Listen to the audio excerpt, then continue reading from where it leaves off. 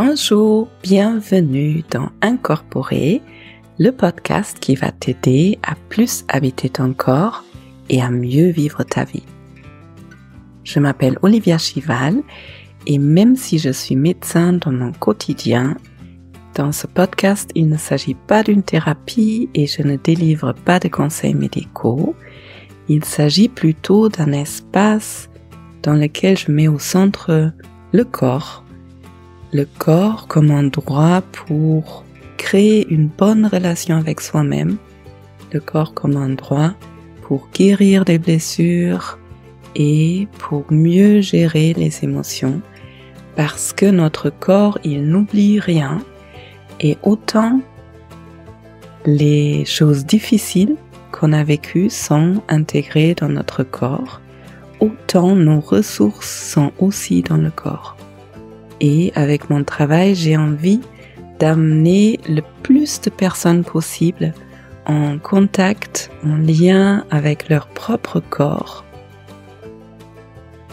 Parce que je suis convaincue que ça leur permettrait de mieux pouvoir s'écouter, de créer des relations plus saines et du coup, notre monde serait beaucoup plus apaisé et beaucoup plus joyeux. Bienvenue dans ce nouvel épisode. L'année est encore jeune. Comment vas-tu? J'espère que ces premières semaines du mois de janvier, ces premiers jours étaient joyeux, que tu sois en bonne santé et que tu te sentes bien pour débuter cette année. J'ai envie aujourd'hui de revenir un peu sur les bases, sur l'autocompassion notamment, une des clés qui ont vraiment tout changé pour moi. Et j'ai pensé à ça parce que quand j'ai fait mes vœux pour la nouvelle année, avec les personnes que j'ai croisées là le 1er, 2, 3 janvier, il y a une personne, quand je lui souhaitais une année remplie de santé, de joie et d'amour, elle m'a regardée, elle m'a dit « mais je n'ai rien de tout ça ». Et ça m'arrive assez souvent que les personnes me disent « mais je n'ai pas tout ça dans ma vie ».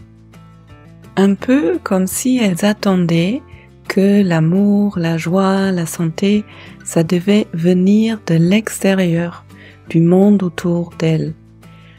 Alors ce qui me vient généralement quand j'entends ce genre de commentaires, c'est que j'ai envie de leur demander mais la relation entre toi et toi-même, elle est comment? Au final, ça me rend triste d'entendre quand quelqu'un me dit « je n'ai pas de l'amour dans ma vie, je n'ai pas de santé, je n'ai pas de joie, je n'ai pas peu importe quoi », parce que en quelque sorte, ça me montre aussi que ces personnes-là n'ont probablement jamais expérimenté que quelqu'un leur a montré quand ils étaient petits, pendant leur enfance, ou au moins, probablement pendant leur enfance, ils ont appris, ils ont créé leur propre sens du monde en se disant « je ne mérite pas d'être aimé ». En tant qu'enfant, on a en effet besoin d'apprendre qu'on est aimé sans devoir rien faire, juste pour qui on est. Et si ce n'est pas le cas, il se peut que je continue à vivre ma vie dans ce même manque d'amour et dans la même attente, comme le petit enfant, que quelqu'un de l'extérieur me montre que je suis aimable. Malheureusement, en général, ça ne fonctionne pas comme ça. Si moi, j'ai ce manque à l'intérieur de moi, je risque de rencontrer des personnes qui sont dans le même manque, dans le même besoin. Et du coup, personne peut donner à l'autre. En revanche, la bonne nouvelle, c'est que même si je n'ai pas appris l'amour dans mon enfance, je peux l'apprendre plus tard. Du coup, je me rends compte que je suis déjà au milieu du sujet Donc voilà de quoi j'ai envie de vous parler aujourd'hui, de l'autocompassion, de la relation entre soi et soi-même, et je vais vous partager aussi une petite expérience que vous pouvez faire dans votre quotidien pour cultiver cette attitude, cette compassion envers vous-même. Et avec tout ça dit, c'est parti pour l'épisode.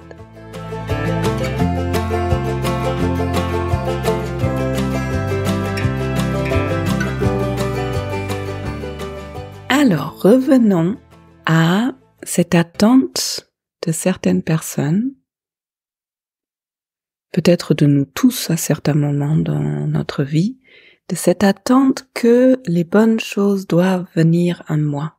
C'est les autres qui doivent me montrer que je suis aimable. La santé, il faut qu'elle me tombe dessus. Et je peux être joyeuse seulement quand il y a des trucs joyeux qui m'arrivent. Au fait, c'est le contraire qui se passe. Parce que si je n'ai pas une relation avec moi dans laquelle je cultive tout ça, eh bien, même quand quelqu'un vient de l'extérieur qui m'aime et qui me montre qu'il m'aime, tant que moi, je ne sais pas que je suis aimable et encore mieux tant que je m'aime pas moi-même, souvent c'est de courte durée. Mais dès qu'il y a quelque chose qui m'arrive ou que l'autre est peut-être un peu de moins bonne humeur, je vais avoir de nouveau des doutes et généralement je vais commencer à me juger et à être malveillant envers moi-même. Et concernant la santé, le corps, la santé, elle va ensemble avec mon psychisme. Si je suis très dur et très jugeant avec moi-même, ça risque d'affaiblir mon système immunitaire et du coup, ça peut impacter ma santé. Et concernant la joie, en effet, ça peut m'arriver quand il y a des choses que je vis qui sont joyeuses, que je peux ressentir de la joie qui vient parce qu'il y a quelque chose qui s'est produit à l'extérieur. En revanche, si je cultive la joie à l'intérieur de moi, je vais, entre guillemets, même la produire à l'extérieur. Elle va être beaucoup plus accessible et beaucoup plus durable et je peux être même joyeuse si rien d'exceptionnel se produit dans ma vie à l'extérieur. Et dans mon expérience personnelle, une des grandes clés pour cultiver cette forme de relation avec soi-même, c'est l'autocompassion, la compassion que je peux avoir envers moi-même. Et en fait, l'autocompassion, c'est vraiment quelque chose qui se cultive, comme souvent, c'est quelque chose qui s'entraîne. Parce que c'est pas forcément quelque chose qui est très intuitif, très naturel pour beaucoup de personnes. Je pense que le concept de l'autocompassion a été défini par Kristin Neff et par Christopher Germer, qui en ont créé même une école. Et ils disent qu'il y a 3 grands composants à l'autocompassion. En fait, l'autocompassion, c'est comme quand on peut avoir la compassion pour quelqu'un d'autre, là on a la compassion pour soi-même. Donc, pour ressentir de la compassion pour quelqu'un d'autre ou pour soi-même, il faut déjà qu'on reconnaisse qu'il y a une souffrance. Pour quelqu'un qui n'est pas en souffrance, je n'ai pas besoin de ressentir de la compassion. Le deuxième élément, qui est très important, c'est que je me rende compte que la souffrance, elle fait partie du fait d'être humain et que je ne suis pas la seule à ressentir de la souffrance, mais que chaque être humain ressent de la souffrance d'une forme ou d'une autre dans des situations différentes et variées. Et ensuite, c'est la question, comment je peux être bienveillant avec l'autre ou avec moi-même dans cette souffrance que lui il ressent ou que moi je ressens. On le fait assez spontanément, assez naturellement avec d'autres personnes. Quand j'ai un ami qui ne va pas bien parce que par exemple il est malade, je vais naturellement, si j'aime cet ami, être soutenant. Je vais avoir envie d'être là pour lui, de le rassurer, de l'apaiser, de l'aider, plutôt que d'être dans le jugement, de lui dire qu'est-ce qu'il a fait encore pour être malade, que c'est de sa faute, par exemple. Chose que, je sais pas pour vous, mais on peut avoir tendance à le faire pour nous. Être plutôt jugeant, plutôt que d'être soutenant. Et si je cultive cette attitude de soutien et de bienveillance envers moi, ça m'aide dans le moment, mais le truc c'est que ça m'aide sur un plan beaucoup plus large. Par exemple, c'est vraiment à partir du moment où je m'aime, je m'apprécie et je veux me soutenir que je vais être capable d'écouter mes besoins et de les nourrir. Tant que je suis dure et dans le jugement envers moi-même, souvent mon corps il est très fermé, il est très crispé, et quand le corps il est fermé, je ne peux pas ressentir. Les besoins se ressentent au niveau physique, vraiment dans les sensations. Et le plus mon corps il est détendu, le plus je vais pouvoir sentir ce qui est là, dans les besoins. Alors souvent, ce qu'on peut entendre ou penser spontanément, c'est oui, mais si je suis toujours bienveillant envers moi-même et détendu, je ne vais pas avancer dans la vie. Et en fait, ça c'est une fausse croyance. Et j'aime bien une image pour ça, c'est que, imaginez-vous, vous devez marcher sur un fil. Et en dessous de ce fil, il y a un tapis avec plein de clous. Comment vous allez avancer sur ce fil? À quelle vitesse vous allez avancer? Alors moi, si je m'imagine sur ce fil-là, je vais plutôt être très crispée et avancer tout doucement pour surtout éviter de tomber dans ce tapis de clous. Si maintenant vous vous imaginez, vous êtes devant ce fil de nouveau, mais cette fois-ci, en dessous du fil, il y a un lit de roses ou de nuages qui peut vous accueillir. Ça sent bon, c'est agréable, c'est doux. Comment vous allez avancer sur ce fil? À quelle vitesse vous allez avancer? Eh bien, moi, quand je m'imagine ce scénario-là, j'aurais plutôt envie de courir, j'aurais même envie de tomber pour me relever parce que c'est tellement agréable. Et je n'ai pas peur d'aller vite parce que je n'ai pas peur de tomber. Tout ça pour dire que une bonne relation avec moi-même, ça me permet d'aller encore plus vite, si ça peut être un but, mais de façon plus douce et plus fluide vers où j'ai envie d'aller. La même chose est vraie pour la santé. Notre corps nous signale ses besoins.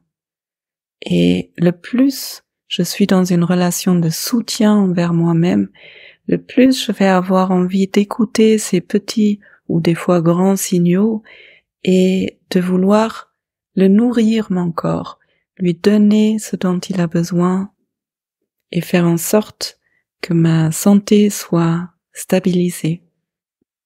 Une bonne relation envers moi-même va m'aider à poser mes limites, à dire non et du coup à vivre des relations dans lesquelles je me sens plus en harmonie avec l'autre, où chacun a vraiment le droit d'être lui-même au lieu d'être en symbiose parce qu'il faut que je m'adapte aux attentes des autres, ou bien des relations où j'attends de l'autre qu'il s'adapte à mes besoins.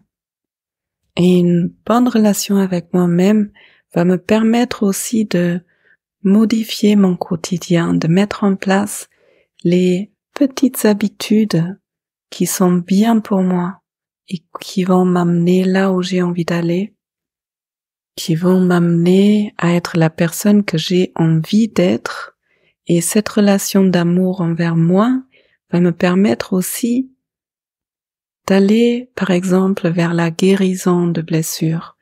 Parce que, au final, c'est une contrainte de mettre en place des bonnes habitudes, d'aller faire une thérapie, d'aller faire cette formation.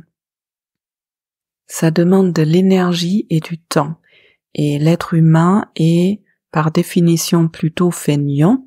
Donc, si j'ai pas une réelle envie, cet amour pour moi, pour vivre une vie heureuse, eh bien, l'aspect contrainte va probablement être trop important et je vais préférer rester dans la vie qui me convient moyennement avec tous les soucis que j'ai, plutôt que de mettre en place ce qui va me permettre de vraiment être heureux.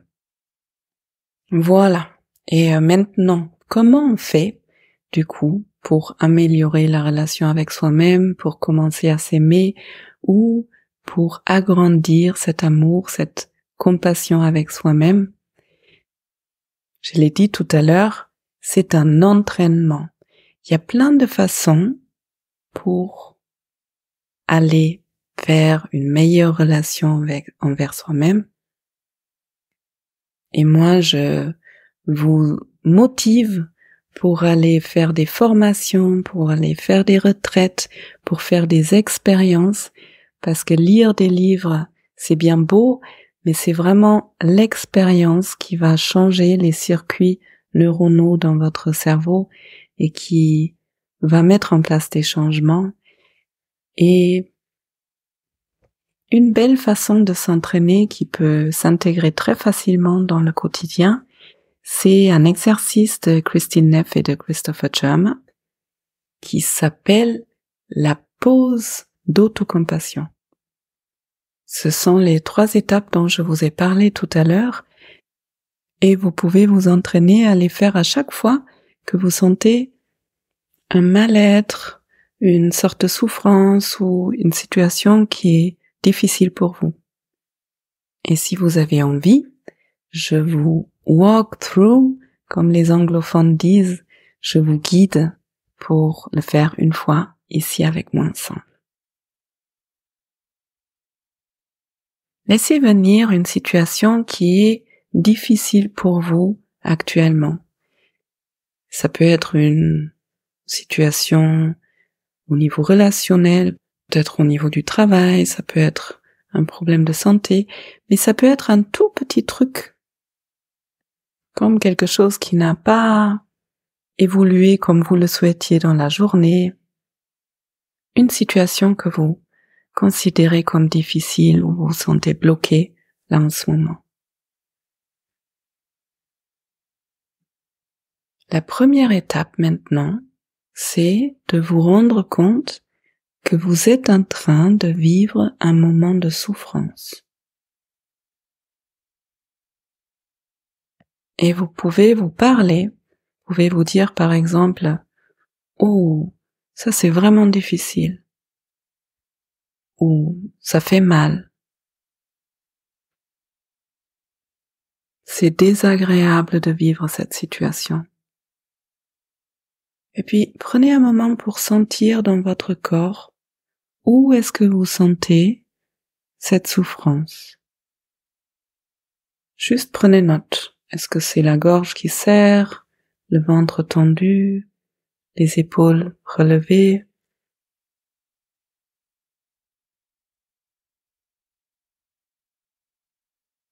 Et ensuite, vous prenez conscience que vous n'êtes pas la seule personne à souffrir.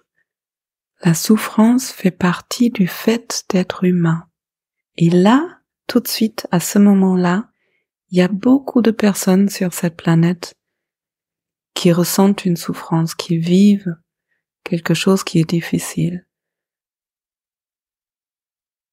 Juste prenez conscience et sentez que vous n'êtes pas seul. Qu'est-ce que ça change dans votre corps? Rien que cette prise de conscience qu'on est beaucoup, qu'on est nombreux à vivre des moments difficiles. Des fois, cette deuxième étape amène déjà un soulagement. Les épaules qui se détendent, la respiration qui circule mieux. Juste observer. Et la troisième étape, c'est la question: comment je peux être bienveillant? Comment je peux être doux, accueillant avec moi-même dans ce moment difficile? Et vous avez peut-être envie de poser une main sur cet endroit de votre corps qui porte la souffrance, ou vous avez envie de vous parler comme vous auriez envie de parler à un ami qui vous est cher. Des phrases comme « Je suis là pour toi »,« Je te vois, je vois ta souffrance »,« Je t'aime, tu as mérité d'être aimé ». Laissez venir vos propres mots ou sentez le geste.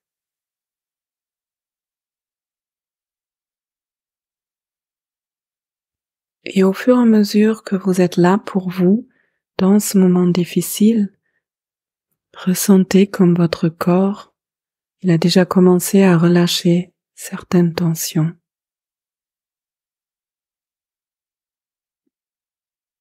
Et puis si vous avez envie, remerciez-vous d'avoir été là pour vous. Faites-vous un sourire.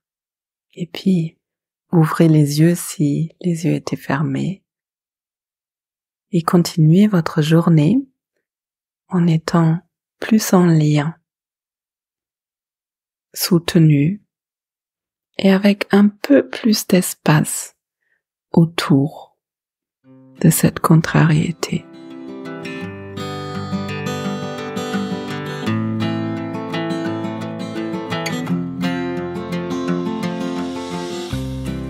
Bienvenue après cet épisode autour de la relation entre toi et toi-même. J'espère que tu as trouvé de l'inspiration.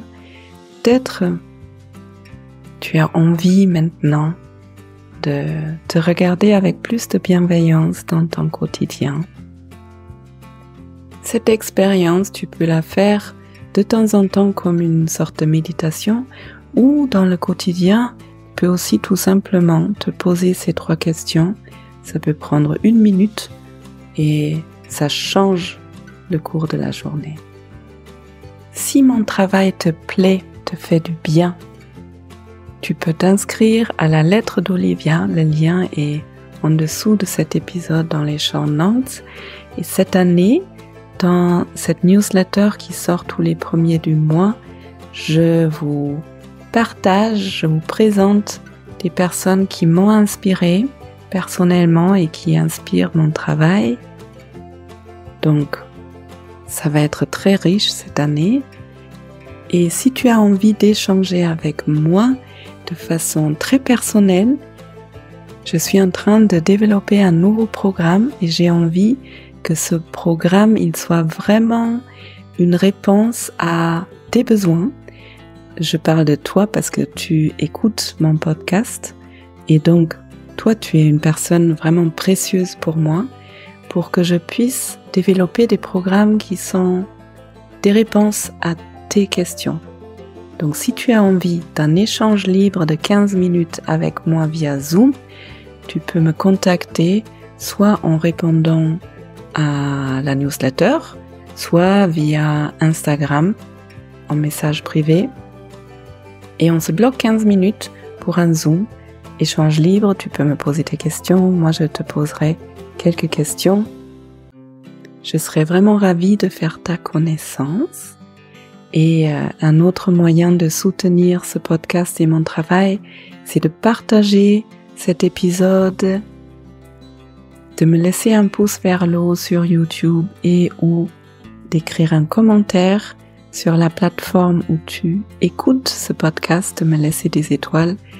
Ça permet que plus de personnes puissent trouver ce podcast et puissent se connecter à leur corps, à leurs sensations, améliorer la relation avec elles-mêmes. Merci d'avoir pris ce temps pour moi, pour nous, ce temps pour toi. Je te souhaite une belle journée ou une belle soirée et je te dis à bientôt.